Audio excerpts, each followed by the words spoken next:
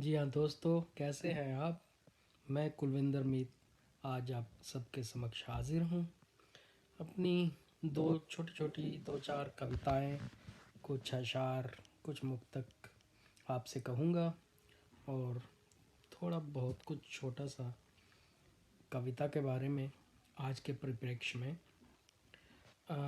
दोस्तों देखिए, हमें कविता कहने की ज़रूरत क्यों है। चाहे हम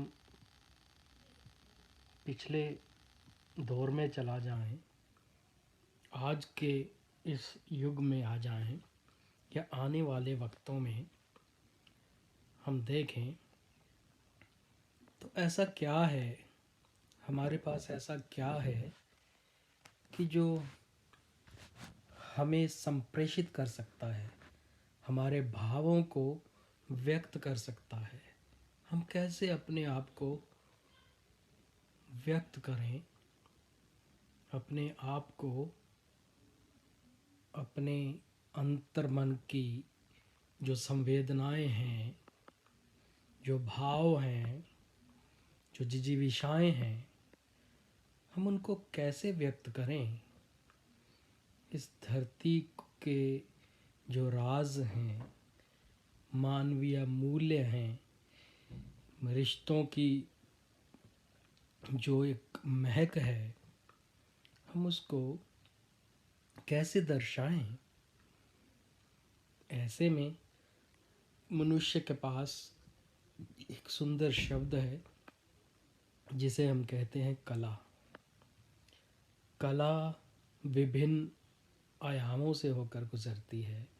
उसके विभिन्न रूप हैं: चित्रकारी, संगीत, मूर्तिकारी, कविता, गज़ल, छंद, साहित्य आप कह सकते हैं, और नृत्य। तो ये कुछ माध्यम हैं जिससे हम अभिव्यक्त हो सकते हैं।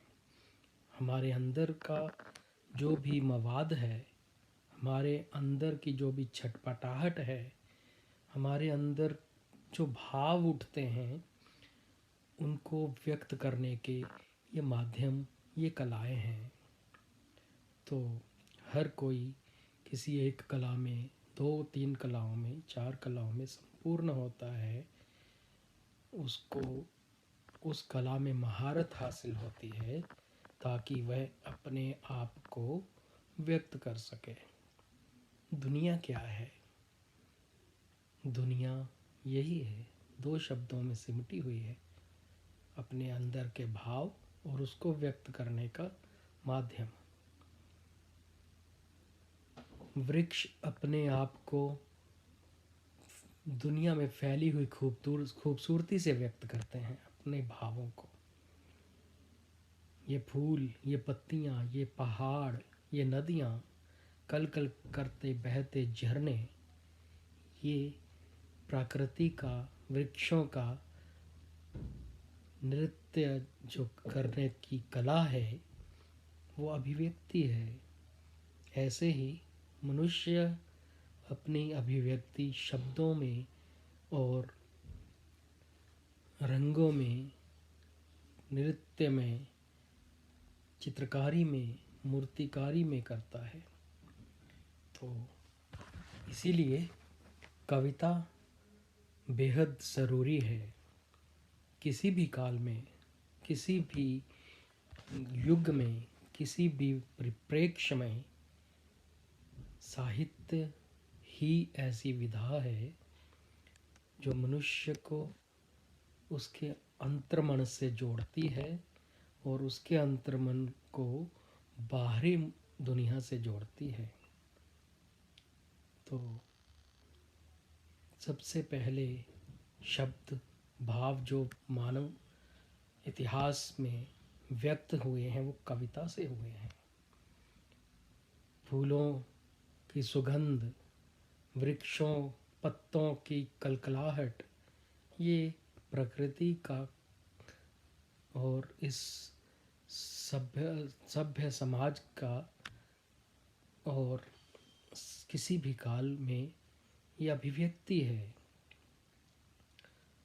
वायु का चलना, पानी का बहना, नदी नालों का कल कल प्रवाहित होना, ये प्रकृति की काव्य है, प्रकृति की ओर से अभिव्यक्ति है। तो इसीलिए सबसे पहले कविता है। शब्दों का संरचना जब भी शुरू हुई तो काव्य से हुई है।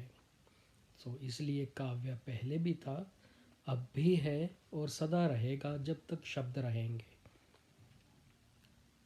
तो दोस्तों, कुछ अभिव्यक्ति मेरी तरफ से आप सबके समक्ष प्रस्तुत है। एक छोटी सी कविता देखिएगा। अभी आग बाकी है, सेंका जा सकता है देह का अलाव।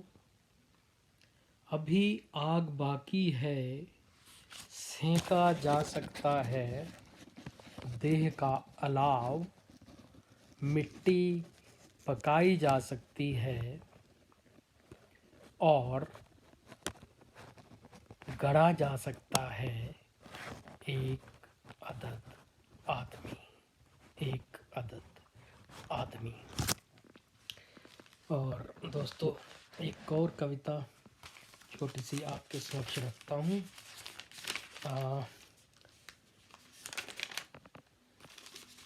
माफ़ कीजिएगा।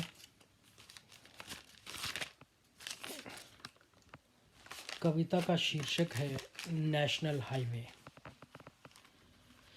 क्या तुम्हें कभी लगा था कि सड़क कब रास्ता हो जाएगी? क्या तुम्हें कभी लगा था सड़क कब रास्ता हो जाएगी? सर पे घर नहीं उठा पाए तुम तो रसोई ही ढो रहे हो।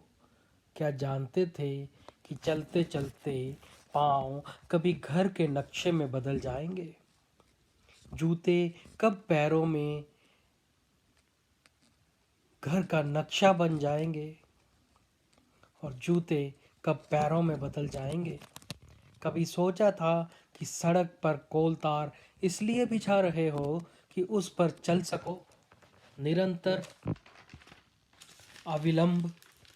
क्या चलते हुए कोई नदी चली थी तुम्हारे साथ, या कोई तारामंडल, कोई चांद तुम्हारे छालों पे मलहम लगाता था? बारिश ने तुम्हारे अधरों पर मैं प्याला रखा था? क्या तुम जान पाए कि सूरज रोटी कभी नहीं बनता? या आकाश में तुम्हारे सपने कभी नहीं समाते? या आकाश में तुम्हारे सपने कभी नहीं समाते? तुम्हारे लिए घास कभी बिछोना बना है? नहीं, मछलियाँ तुम्हारी आंखों में चंचलता की चांदनी बिखेरती रहीं। बेबसी की धूप चमकाती है लहू सने पैरों में, कभी मत डालना सत्ता का जूता।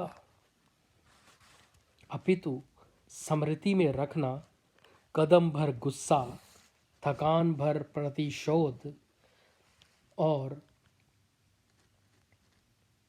थोड़ी सी मायूसी। पेड़ों की श्रेणी रखना उन चिड़ियों के, चींटियों के, तितलियों के, जुगनुओं के वास्ते। और हाँ, समाये रखना अपने हृदय में एक क्रांति जो कभी भी बीज बनकर इस धरती में फैल जाएगी और सत्ता के उन गलियारों की चकाचौंध को रौंद डालेगी जिसने छीन रखा है तुम्हारे हिस्से का लहू, जिसने छीन रखा है तुम्हारे हिस्से का लहू। धन्यवाद, धन्यवाद दोस्तों।